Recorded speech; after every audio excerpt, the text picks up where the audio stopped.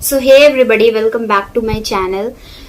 कल मैंने एक वीडियो डाला था नीट 2025 एक्सपीरियंस के बारे में।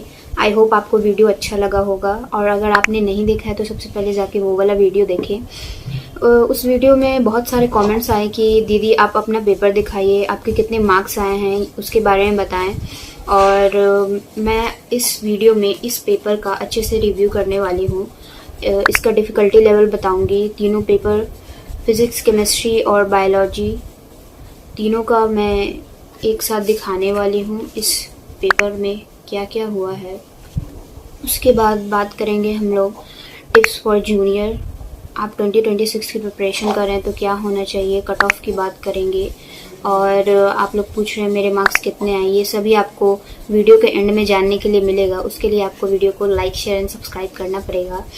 तो बिना देरी करते चलते हैं इस वीडियो में। Let's get into the review. So यहाँ पेपर की बात करें तो मुझे मिला था कोड 47। मेरा पेपर इंग्लिश मीडियम में था। आप ये देखिए, ये पेन एनटीए की तरफ से मिलता है। इतना फॉर्म का पैसा लेके सिर्फ यही एक पेन देते हैं वो लोग अपने पास रखने के लिए, और ऊपर से पेपर भी difficulty level and all that. चलिए सब कुछ छोड़ते हैं, पेपर के बारे में बात करते हैं। मेरा कोड 47 था, मैंने आपको बता दिया। सबसे पहले मैं आपको बायो का सेक्शन दिखाऊंगी। हम बायोलॉजी से शुरू करते हैं। क्वेश्चन नंबर 91 में चलते हैं। यस, मैंने बायोलॉजी सेक्शन ओपन कर लिया है। आप देखिए ये सारे क्वेश्चन हैं। मुझे बायोलॉजी सेक्शन उतना डिफ़िकल्ट नहीं लगा। सारे क्वेश्चन देखे जाए तो एनसीईआरटी से ही थे, लेकिन बहुत डीप एनसीईआरटी से इधर पूछ रखा था। मैं आपको कुछ कुछ क्वेश्चन बताऊंगी, आपको क्या क्या पढ़ना चाहिए और बायोलॉजी को कितना रट लेना चाहिए, वो इस पेपर से साबित होता है। आप देखिए ये पेपर लेंदी बहुत ज़्यादा था। इसमें बात करें तो assertion, reason, statement based question बहुत ज़्यादा थे। स्टेटमेंट बेस्ड जैसे कि ये दो स्टेटमेंट दे देते हैं और आपको चूज़ करना पड़ता है कौन सा स्टेटमेंट करेक्ट है। तो यस, मैंने आपको बताया स्टेटमेंट वाइज क्वेश्चन ऐसे आते हैं। उससे अलग मैंने एक देखा, यहाँ पे ऐसे आपको 3 से 4 स्टेटमेंट्स या पॉइंट्स मिल जाएंगे। आपको सभी को रीड करना है और इसमें से आपको बताना है कि कितने करेक्ट स्टेटमेंट है। यहाँ पे आपको ऑप्शन दे दिया गया है ए, सी, बी, डी। ये सारे स्टेटमेंट आपको पढ़ने पड़ेंगे। उसके बाद आप बता पाएंगे कौन सा करेक्ट स्टेटमेंट है, कौन सा इनकरेक्ट है। तो इन सब में बहुत ज़्यादा टाइम लग गया।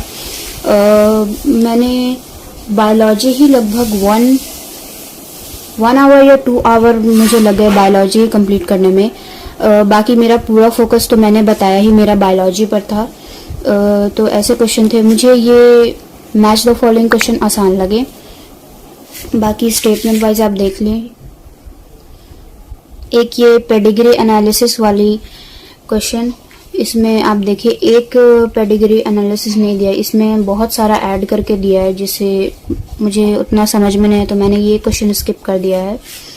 बाकी ये सब तो पूरा एनसीईआरटी से ही था। सारे चीज़ एनसीईआरटी से ही, बस आपको एनसीईआरटी बहुत डीपली, बहुत ज़्यादा डीपली पढ़ना पड़ेगा।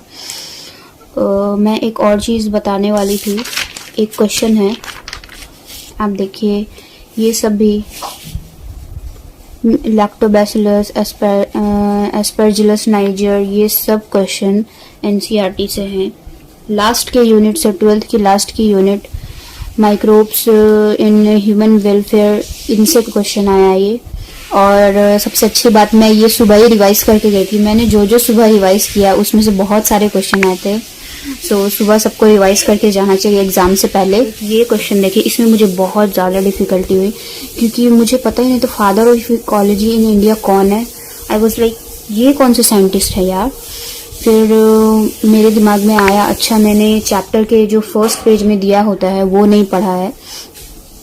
फिर भी मैं इन तीनों का नाम पढ़ी, उसमें मुझे ये रामदेव मिश्रा दिखे, तो मैंने इनको रामदेव बाबा पतंजलि वाले उनसे जोड़ दिया और मैं तुक्का मार के आ गई। तो मैंने यही वाला टिक किया और आप बिलीव नहीं करेंगे, यही सही था। आप देखें, मैं यहाँ आपको बुक में दिखा रही हूँ। ये इकोलॉजी के फर्स्ट पेज में ये दिया, Ramdev Mishra, father of ecology in India. तो आपको ये पेज भी पढ़ के जाना है। आप सोच सकते हैं इस बार कितना डीप क्वेश्चन आया है। बाकी सब में स्टेटमेंट पूरा स्टेटमेंट से ही भरा क्वेश्चन था और मैच द फॉलोइंग, मुझे तो यही लगा। आप ये देखें टेरिडोफाइट्स का पूरा अरेंजमेंट वाला भी बहुत सारा क्वेश्चन था, पूरा सीक्वेंस में अरेंज करें कौन कौन सा इवेंट्स होता है, तो वैसे भी अरेंज करके आपको करना था।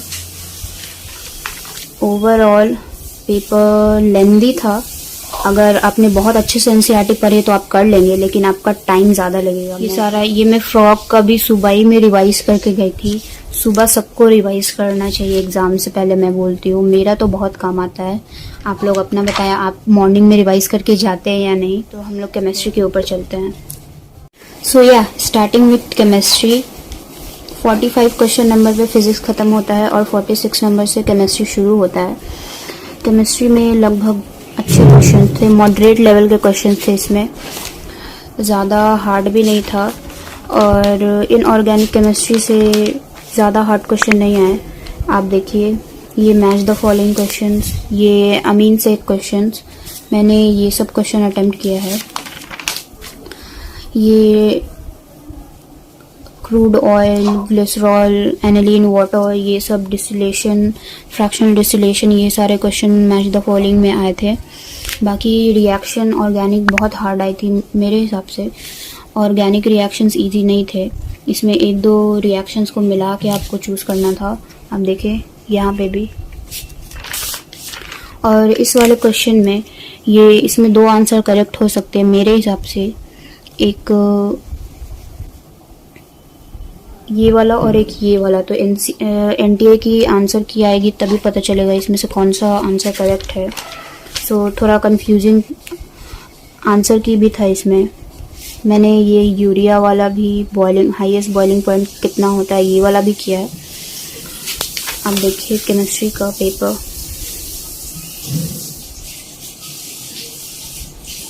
ज़्यादातर मैंने मैच द फॉलोइंग ही किया है। एक डाल्टन एटॉमिक्स थ्योरी से क्वेश्चन है, ये कौन सा एक्सप्लेन नहीं कर पाते हो डाल्टन, इस पे क्वेश्चन था। ये वाला क्वेश्चन मैंने 9th और 10th क्लास में एमएलगम, एलॉयज़, ये सब अपना थोड़ा दिमाग लगा के बनाया है। मैंने बहुत सारा खुद का दिमाग इस्तेमाल करके बनाया है, इसमें मैंने कोई उतनी ये नहीं की। तो आपको ये नहीं कि एग्ज़ाम में आपको पूरा सिलेबस ही मिल जाएगा, आपको थोड़ा बहुत अपना दिमाग लगाना पड़ता है, तो तभी आप तुक्का सही भी मार सकते हैं। और मेरे पता नहीं कितने क्वेश्चन सही है, मैंने अभी कैलकुलेट नहीं किया है मार्क्स। अब देखिए केमिस्ट्री सब बोल रहे मॉडरेट थी, और मुझे भी उतनी ये नहीं ली। ऑर्गेनिक हार्ड हो सकती है, बाकी inorganic and physical moderate level की थी। बाकी आप बताएं आपको केमिस्ट्री कैसी लगी। उसके बाद आइए फिज़िक्स के ऊपर चलते हैं। Starting with the physics, toughest of all time in NEET. बहुत ही लेंदी पेपर था। I mean 180 क्वेश्चंस मिलते हैं, 180 मिनट्स बनाने के लिए टाइम मिलता है, उस हिसाब से बहुत ही ज़्यादा लेंदी क्वेश्चन था फिज़िक्स का। आप देखिए इतने सारे स्टेटमेंट पढ़ने ही में लग जाएंगे। मैं फ़िज़िक्स का उतना सॉल्व नहीं किया, इसीलिए मैं अच्छे से बता नहीं सकती, लेकिन आप देखिए इतना लंबा लंबा स्टेटमेंट, उसको नोट करना, उसको कैलकुलेट करना, उसका वैल्यू नोट करना। आप बताएं कितना टाइम कंज्यूमिंग है ये सब, और बंदा कैसे करेगा। बायोलॉजी में ही 90 मिनट से ज़्यादा लग गए, तो फिज़िक्स और केमिस्ट्री में बहुत ज़्यादा टाइम लग जाएगा। फिज़िक्स बहुत ही लेंदी कर दिया था इस बार। आप देखिए इतने सारे डाटा दिए हुए हैं इन्होंने, उसको नोट करना, कैलकुलेट करना बहुत टाइम कंज्यूमिंग है। मैंने कुछ क्वेश्चन सॉल्व किए हैं, आई होप मेरे क्वेश्चंस करेक्ट हो जाएं। ज़्यादा मैंने अटेम्प्ट इसलिए नहीं किया क्योंकि मुझे नेगेटिव मार्किंग से बचना था, इसीलिए मैंने ज़्यादा अटेम्प्ट नहीं किया है। मैंने सोचा था थ्योरी वाले क्वेश्चंस थोड़े फिजिक्स में आएंगे तो आसान हो जाएगा, लेकिन थ्योरी वाला उतना आया नहीं, एक दो आया था थ्योरी। तो यहाँ तक फिजिक्स का क्वेश्चन ख़त्म हो जाता है। आई होप आप लोगों को पेपर देख के पता चल गया होगा कि नीट का पेपर कैसा आता है। सो यह पेपर यही था। बहुत हार्ड पेपर बनाया गया था इस बार, और बायोलॉजी जो कि नीट स्टूडेंट की थोड़ी फेवरेट रहती है, उसको भी लेंदी कर दिया गया। टाइम कंज्यूमिंग था बहुत ज़्यादा बायोलॉजी। दैट्स इट, सारा पेपर यही था। इसको यहीं पे क्लोज करते हैं। सो या आपको पेपर देख के कैसा लगा? फॉर जूनियर्स और जो भी जिन्होंने एग्ज़ाम दिया है, पेपर हार्ड था या मॉडरेट था या लेंदी था, आप कमेंट्स में बताइए। और पेपर की बात करें तो पेपर बहुत ही ज़्यादा डिफ़िकल्ट था, सच बात है। फ़िज़िक्स तो बहुत ज़्यादा हार्ड आई थी, इससे आप मुकर नहीं सकते हैं। मैं अपने मार्क्स की बात करूँ तो मैंने मार्क्स बिल्कुल कैलकुलेट नहीं किया है, क्योंकि बहुत दिमाग खर्चा होता है, इसीलिए मैंने मार्क्स कैलकुलेट नहीं किया है। जो भी होगा मैं रिज़ल्ट आपको शेयर कर दूँगी। 1 महीने बाद रिज़ल्ट आता है, मैं रिज़ल्ट का वीडियो भी बनाऊँगी, उसमें आपको पता चल जाएगा मेरे मार्क्स कितने हैं। बाकी कट ऑफ सब कह रहे हैं कि कट ऑफ बहुत डाउन जाने वाली है, अराउंड 500 टू 550 के बीच रहेगी। देखते हैं क्या होता है। मुझे तो ज़्यादा एक्सपेक्टेशन नहीं, क्योंकि मैंने बायोलॉजी अटैम्प्ट किया अच्छे से, बाकी फ़िज़िक्स केमिस्ट्री अटैम्प्ट नहीं किया, तो मेरे मार्क्स कट ऑफ के आर पार नहीं आएंगे, सॉरी आसपास नहीं आएंगे। बाकी मैं अपने फ्यूचर प्लान्स की बात करूं तो अभी मैंने कुछ सोचा नहीं है, अभी मैं बस चिल करने वाली हूं, कुछ दिन रिलैक्स करूंगी, क्योंकि 12th बोर्ड, उसके बाद नीट एग्ज़ाम साथ साथ देके बहुत एग्जॉस्टेड फील हो रहा है, तो थोड़ा सा आराम करने का मूड है मेरा। इसलिए कोई पढ़ाई वढ़ाई भी नहीं करना है, कुछ अभी फ्यूचर प्लान्स के बारे में नहीं सोचा है। रिज़ल्ट आने देते हैं, उसके बाद देखते हैं क्या होगा। बाकी बात करें, जिसका जैसा भी पेपर गया बस चला गया, क्योंकि 1 साल कैसे आदमी प्रिपरेशन करता है, ये करता है, मेहनत करता है, वो एक स्टूडेंट ही जानता है। बाकी आप ये मत सोचिए कि आपका पूरा ज़िंदगी ख़त्म हो गया, बहुत सारा स्कोप है। MBBS is not the last option for everyone. Motivated रहिए, डोंट लूज़ होप।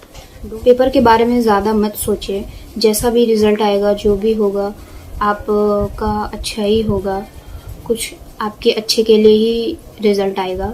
सो ज़्यादा पैनिक ना करें और अच्छे मूड में रहें और खुश रहें। और बाकी मैं एक जूनियर को टिप्स दूंगी, जो भी मेरे कमेंट्स कर रहे थे, जूनियर्स जो 2026 में देने वाले हैं, कि बस लग जाओ, अभी से बहुत हार्ड पेपर आने वाला है। अब मैं ये नहीं कह रही हूँ कि 2026 में भी हार्ड पेपर आएगा। इंडिया इज़ लाइक गेमर, आपको पता नहीं चलेगा आपको कौन से ईयर में हार्ड पेपर मिल रहा है, कौन से ईयर में नॉर्मल पेपर मिल रहा है, कौन से ईयर में मॉडरेट पेपर मिल रहा है, तो कुछ भी हो सकता है। तो prepare for the worst, I would say. बाकी ऑल द बेस्ट एवरीवन, जो भी नीट का एग्ज़ाम की तैयारी कर रहे हो, बहुत हिम्मत चाहिए होती है। बाकी मेरा जो भी प्लान रहेगा मैं अपडेट करती रहूँगी, उसके लिए आपको लाइक, शेयर एंड सब्सक्राइब ज़रूर करना है। अब तक के लिए इतना ही, मिलते हैं नेक्स्ट वीडियो में। कमेंट ज़रूर करें आपका एक्सपीरियंस कैसा है। तब तक के लिए बाय।